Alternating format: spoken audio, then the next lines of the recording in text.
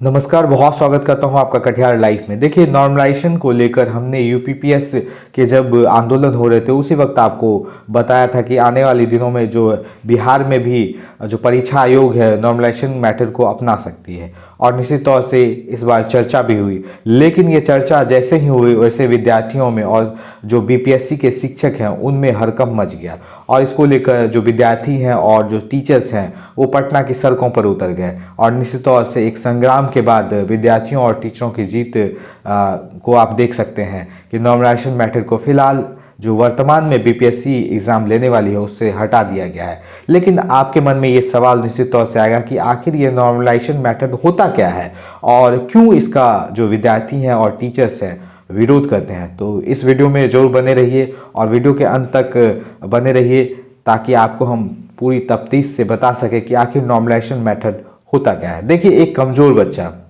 और एक बहुत तेज बच्चा, दोनों में बहुत अंतर होता है। लेकिन दोनों के बीच अगर नॉर्मलाइजेशन मेथड अपनाया जाए तो एक सामान्य तरीके का दोनों के साथ व्यवहार करना मुश्किल सा हो जाएगा। निश्चित तौर से यही परिस्थिति जो है नॉर्मलाइजेशन के एग्ज़ाम में होती है। आप में से बहुत सारे लोगों ने रेलवे के एग्ज़ाम दिए होंगे, तो उसमें भी नॉर्मलाइजेशन मैटर को अपनाया गया था। रेलवे के एग्ज़ाम कई दिनों तक चलते हैं और जब रेलवे के एग्ज़ाम कई दिनों तक चलते हैं तो उसमें कई दफ़ा कई लोगों के जो पेपर्स होते हैं वो बहुत आसान आते हैं और कई लोगों के जो पेपर्स होते हैं वो थोड़ी मुश्किल सवालों से रहित होते हैं।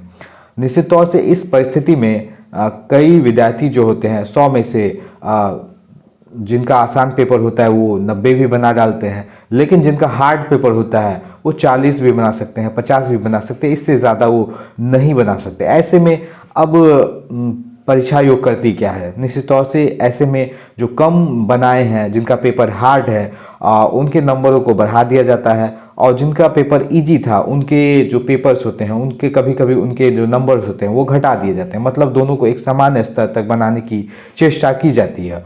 लेकिन सवाल ये उठता है कि दोनों की योग्यताओं में बड़ा अंतर है, क्योंकि वो जो इजी पेपर वाला एग्ज़ाम दे रहा था उसको तो सारे सवाल आते थे।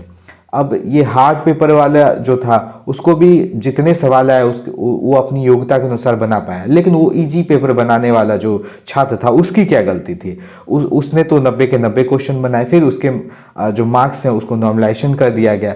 तो बहुत सारी चीज़ें हैं जो इसमें उलझी हुई रहती हैं और निश्चित तौर से जो हालांकि ये रेलवे के एग्ज़ाम की कहानी है, लेकिन हम आपको बताते चले कि जो राज्य आयोग के एग्ज़ाम होते हैं उनके एग्ज़ाम एक दिन में एक पेपर लिए जाते हैं और निश्चित तौर से जब एक पेपर लिया जाता है पूरे राज्य में तो उसके सवाल जो होते हैं एक ही होते हैं और उसी पल सारे विद्यार्थियों को एक ही सवाल को बनाना पड़ता है। मतलब किसी और विद्यार्थी को कोई दूसरा प्रश्न पत्र नहीं मिलेगा। लेकिन नॉर्मलाइजेशन मेथड में 2 दिन एग्ज़ाम हो सकते हैं, अलग अलग पेपर हो सकते हैं। ऐसे में जो राज्य आयोग के एग्ज़ाम होते हैं उनमें जो है आकलन करना बेहद मुश्किल हो जाएगा कि किस विद्यार्थी की योग्यता कैसी है। किसी को आसान पेपर मिल जाएगा, किसी को हार्ड पेपर मिल जाएगा। ऐसे में जो विद्यार्थी हैं आकलन उनका सही नहीं होने की स्थिति में वो निराशा की स्थिति में भी हो सकते हैं। इसीलिए विद्यार्थी और जो शिक्षक हैं इस नॉर्मलाइजेशन मैटर का विरोध कर रहे थे पटना की सड़कों पर और निश्चित तौर से इसमें वो कामयाबी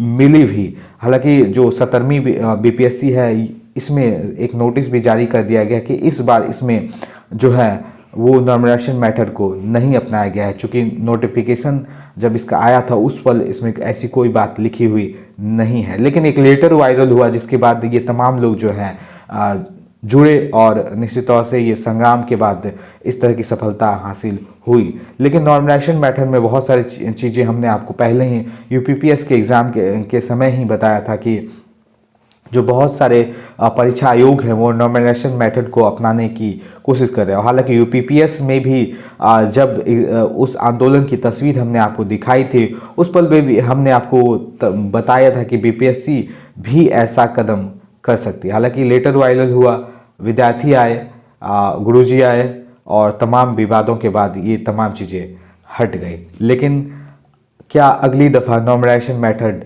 बीपीएससी में अपनाया जा सकता है, क्या सोचते हैं इसके बारे में, ये निश्चित तौर से हमें बताइएगा। फिलहाल इस वीडियो में इतना ही, लेकिन ऐसे तमाम वीडियोस को पाने के लिए फ़ौरन हमें लाइक कर ले, शेयर कर ले, सब्सक्राइब कर ले। यूट्यूब, फेसबुक, इंस्टाग्राम पर उपलब्ध है तथा हमारे तमाम सोशल मीडिया लिंक्स को अपने दोस्तों और रिश्तेदारों परिचितों को भी शेयर कीजिए, साझा कीजिए। मजबूत बनाइए हमें, अपना बहुत बहुत ख्याल रखिए। बने रहिए हमारे साथ और देखते रहिए कटिहार लाइव। शुक्रिया।